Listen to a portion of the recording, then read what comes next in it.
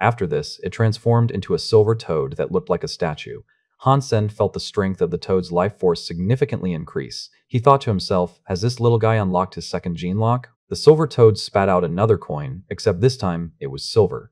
Hansen looked at it, knowing it had to be powerful due to it being a second gene lock power. Hansen cast the strongest sonic thunder punch he could muster at the incoming monetary projectile. The silver lightning, like a silver sun going supernova, enveloped the coin in its bright light, but it did not stop it. The coin cut through the silver light and struck Hansen's fist. Hansen fell back as the coin bounced away. As it ricocheted off his fist, he noticed the coin had been melted and its shape twisted, but the force of the strike made his fist go numb. Hansen hadn't expected the first creature he fought in the Third God Sanctuary to have already opened its second gene lock. To kill this foe, he'd have to give it his all and pull out all the stops. The toad let out another rage-fueled ribbit. Its silver body was now starting to turn inside out, plating the body of the river fiend in gold. It was now like a gold toad statue, and it was as ugly as it was luxurious. Crap. Third gene lock. You've got to be kidding me. Hansen's resolve to defeat the toad rapidly dissolved at this ghastly sight, so he turned heel and ran away. Hansen, when he was last in the Alliance, read information stating anything or anyone that had their third gene lock open was at the very least above 600 in fitness. After running a good distance, Hansen heard the toad shriek. A gold coin was spat out and sent flying towards Hansen like a bullet. Hansen cast his Dongxuan aura to try to dodge it, but the coin looked alive, and it managed to twirl and mix up its approach to confuse its target while airborne. It changed direction just as it got close, and looked likely to strike Hansen's body. With sudden shock at the realization he was about to be hit and wouldn't be able to dodge, the only thing he could now do was cast Sonic Thunder Punch to deflect it. Sonic Thunder Punch was powerful, but only its first gene lock had been opened. The punch was broken by the projectile, and the coin was able to cut through the force and hit Hansen's fist directly. Hansen used all his strength in an attempt to punch that coin away, but to his surprise, the coin that cut through his Sonic Thunder Punch did not strike his fist hard. It fell flat against his fingers as if it had been magnetized. The next second, Hansen felt as if he was much heavier. He felt as if he was carrying a mountain on his shoulders, and it made him drop to the ground. This toad has a weird power. With this speed impediment, it'd be impossible to escape the toad now. The toad did not relent. It croaked and fired another coin towards Hansen. Hansen wished to dodge, but the phantom weight inhibited him from doing so. He was unable to move a single step, let alone evade the coin completely. Using his hand like a sword, Hansen simulated Steel Knight King's green light to strike the incoming projectile. But the unbreakable green light of the Second God Sanctuary was practically useless in this realm. The coin zipped through the green light and attached itself to Hansen's hand. His body was dragged down by the weight of mountains, and it brought him to his knees. Being crushed under the weight of both coins, Hansen could hear the bones of his body creaking, ready to buckle and snap. The golden toad was unrelenting, and it fired another gold coin towards its aggressor. Unable to dodge this one as well, the coin planted itself firmly on Hansen's face. He fell to the ground, and so great was the force, an imprint of his body formed as he sunk into the soil. The toad's coins did not kill or inflict direct damage, they just added excruciating amounts of weight. The pressure on his body was enormous, and if he was hit with a few more of such coins, his inner strength was sure to give way. The toad watched Hansen sink into the soil, and its grimacing look seemed to reflect a certain amount of joy. It looked ready to spit out another coin, but suddenly Hansen felt a horrible power arise. This new power was like a volcano, erupting violently. The white light was coming out of his cells, turning his skin white as virgin snow. His hair followed, and with its new color, it rapidly grew to the length of his entire person. His black pupils turned white, and even his armor started to shine white through the bright light. Hansen's entire body was emitting holy light, and he felt the ceiling of his body's strength heighten. Then, he stood up from the pit. The coins that were across his body all fell off, and then Hansen turned to look at the golden toad as a greater power brewed inside him. The once cocky, devilish toad now looked frightened. It was so afraid, it wasted no time in running off. Hansen's perfect body carried this white light. He teleported in front of the toad and punched it in the face. This turned the toad's fear into anger, and so it spat out another coin. Immediately after it did this, it turned around and tried to jump into the river. Hansen's fist struck the coin, and it ricocheted back to touch the toad. Then, its body cracked. The warts collapsed in on themselves as its toxic blood drenched it, oozing uncontrollably. The toad squealed, and its body sank into the rock it had leapt onto. When the announcement sounded, Hansen was ecstatic, but his body felt so empty, as the power inside him completely drained from his cells. His legs turned soft, and he almost collapsed from sudden exhaustion. It almost made him want to cough up blood. Super body exhausted, Super King spirit status cannot be maintained. A warning sounded in his head and repeated itself over and over. The Alliance said it was nigh impossible to kill a creature that was one tier above you, and if that difference was 2 tiers, you'd be dominated. When Hansen became a Super King spirit, he one hit killed a creature that was 2 tiers higher than him. That power was unlike anything he had ever seen before. The only bad thing was that his fitness wasn't ideal for it. The 600 fitness could only grant him 3 seconds of its incredible power, so Han Sen believed the requirements were too high. Still, it made sense. That mode was for a Super King spirit, and Han Sen had yet to achieve a single Geno point in the Third God Sanctuary. It was acceptable. If Han Sen had not maxed out his Super Geno points before he became a Surpasser, it was unlikely he'd have lasted a single second with it. Han Sen was not a remarkable cook, and he lacked many talents of the profession, but he could prepare basic dishes to a simple, enjoyable degree. After dusk, as the sun finally dipped below the horizon, Chu Ming and Qiu Lengji returned home. They looked happy. "Ah, you're back! I hunted a creature for us all and prepared a stew. You should come and give it a taste." Han Sen handed out 2 bowls of the stew. "You hunted? Where, might I ask?" Kulongshi asked with much surprise as she looked at the stew given to her. "I slew it on the banks of the Jade Scale River." Han Sen was going to say something further, but he was interrupted. "What is this? A toad?" Chu Ming looked at the toad's meat, still bubbling in the hot stew. He put the bowl down and brought forward an entire sack of meat. Then, he said, "Why are we eating toad? We have brought the flesh of ordinary creatures home with us. Blood goat meat. We got it all for quite the cheap price. Toss this crummy toad out the window and let's prepare this instead." They had been there for many years, but the duo never dared slay ordinary creatures, and they only continued to buy such meat. They didn't consider Han Sen had managed to kill an ordinary creature, and that was what had been prepared for them. "It's fine, we'll have yours tomorrow. We don't often get to dine on nice food, so let's enjoy this tonight instead." Not often do we get to enjoy a luxurious dinner. Now, I have wine with me, a bottle that I brought from the Second God's Sanctuary. I am going to open it tonight as a warm welcome dinner for you. I will cook it then. Han Sen was touched by their words, so he shelved the stew he had prepared by distributing it in separate bowls and putting them away. Then he started to cook the lamb instead.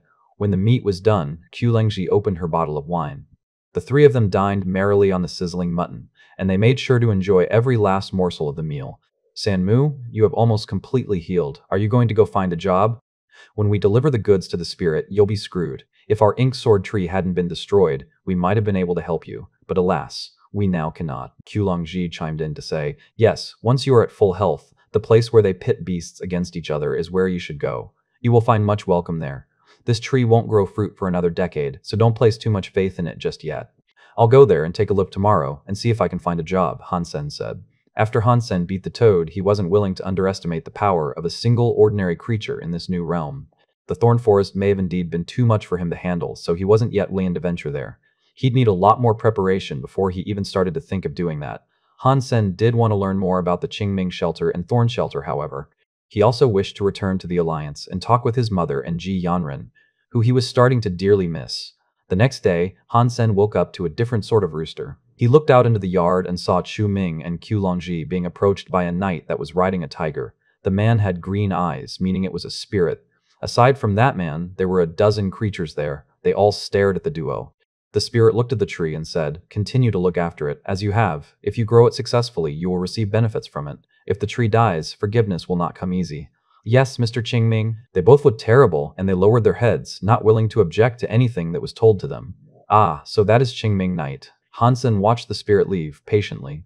It was only a Knight-class spirit, so it wouldn't take that much for Hansen to become stronger than it.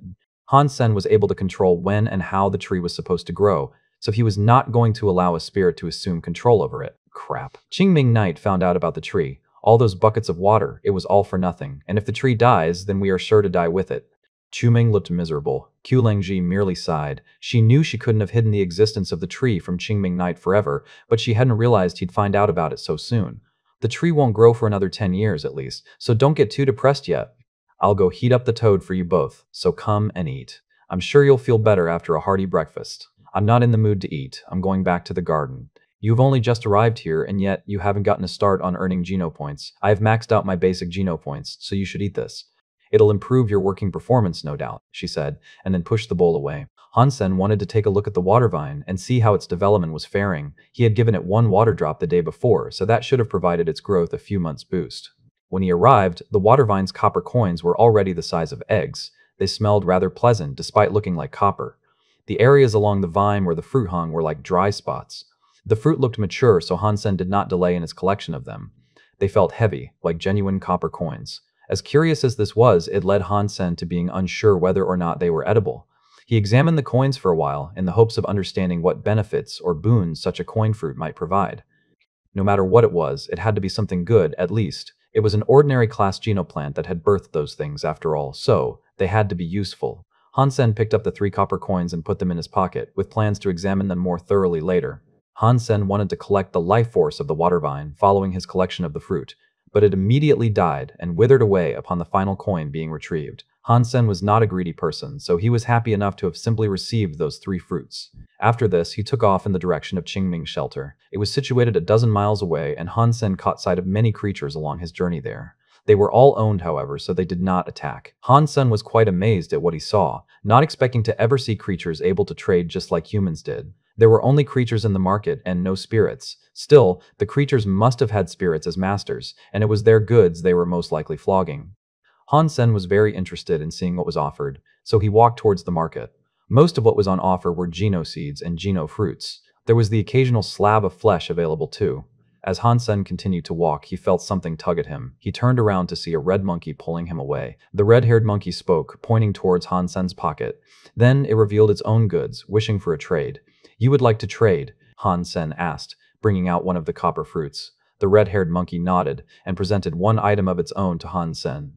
Without a delay, the monkey immediately tried to take Hansen's copper fruit. Hansen was quick to pull his hand back, however, and tell the monkey, "I don't want that thing." The red-haired monkey quickly put that item away and then presented something else to Hansen. After some careful examination, Hansen decided to take a look at the monkey's other wares. He picked up different fruits of the monkey and suggested to the hairy merchant, "How about I take all this and in exchange give you one of my copper fruits?" Hansen had quite a few water drops on him by now, and he wanted to grow a higher tier geno plant with them. But unfortunately, Qingming's shelter was only a night class shelter. This was the only mutant geno seed he had found all throughout his search there. The red monkey was happy to accept this trade without a single moment of hesitation. When it grabbed the copper fruit from Hansen, it ate it ravenously in front of him. After munching on the monetary fruit, the copper coin exuded a pleasant fragrance. After some more chewing, the monkey spat out the shell of the fruit.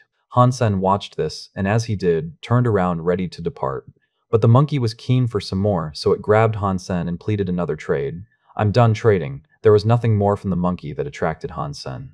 But the monkey was not willing to give up, and so it tried to steal the 2 copper fruits Hansen owned. Hansen did not move. He cast the Dongxuan Sutra, which had his fingers generate a coin, and fired it at the approaching monkey. The coin stuck to the monkey's head.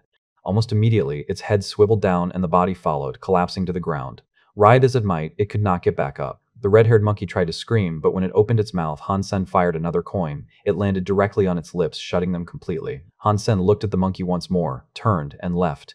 Hansen had managed to simulate the power of the coin toad that he had observed during his battle with it. After dealing with his simian aggressor, he went to the other side of the market to see if there was anything useful for sale. After a short while browsing the wares, a spirit cut in front of Hansen and blocked his advance. "Has the monkey's master come looking for me?"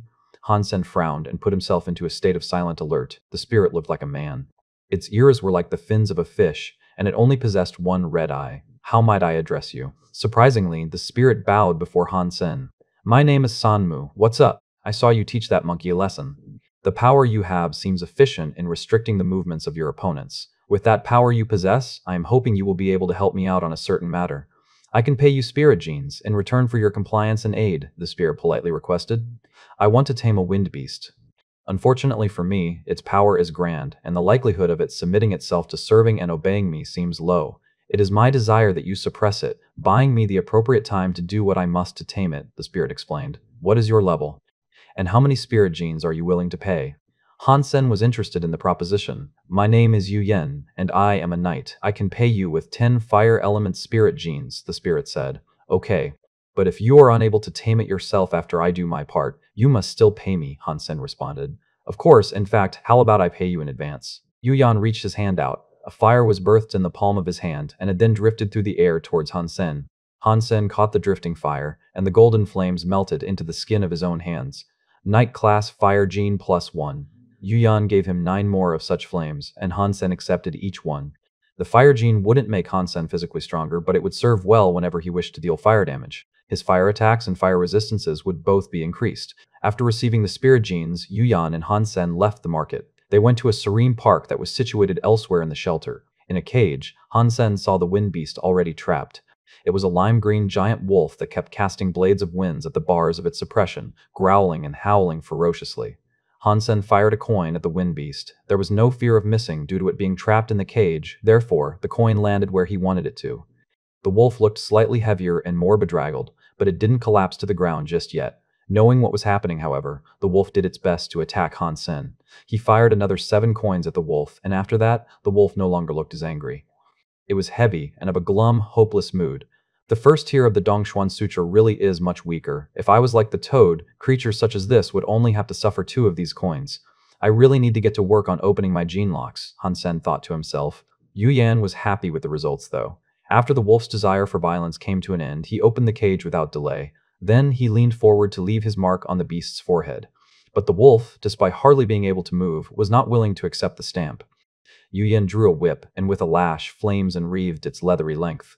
He whipped the wind beast's body, inflicting a nasty burn mark across it. After a few more lashes, the wolf's fur had been mostly seared off. Yu Yan got tired hitting the beast, and with much disappointment, regretfully said, "This beast is too far gone. With how wild it is, I fear I'll never be able to tame it. Perhaps it shouldn't come as a surprise. It is a creature that hails from the thorn forest after all." "It comes from the thorn forest." Hansen looked at the wind beast in shock. "Yes, I found it during my venture there. 4 of its gene locks have been opened, and it took the sacrifice of a dozen ordinary creatures to capture it. Yet despite all that, I cannot tame it. Killing it solely for its meat would be a grand waste," Yu Yan mournfully explained as he watched the dying beast. Hansen's heart jumped. He looked at the beast and said, "Would you be willing to sell it?" "If I can't tame it, of course I will. How much are you willing to pay?" "Well, how about this?" Hansen pulled out a coin, a copper fruit.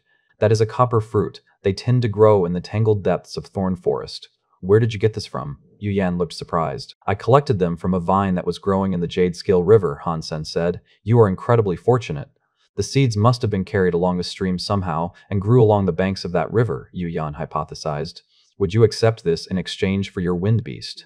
Hansen asked again. "Yes, that sounds like a fair deal. Had I tamed it, its sale would go for more than 1 single copper fruit. Alas, I failed, so 1 will do. It is a fair exchange, I would say. Go on, take what remains of the beast." Yu Yan accepted the copper fruit and allowed Hansen to take the beast away. Hansen removed the coins that were weighing down the beast. Due to the injuries it had received, it couldn't move or attack with or without them. With Golden Growler carrying the wolf, Hansen returned home for the day. If Hansen could tame it successfully, entering Thorn Forest would be a far safer trek. If he failed to tame it, progress would be slow. Thank you for watching. Subscribe and enable notifications so you don't miss the next chapter.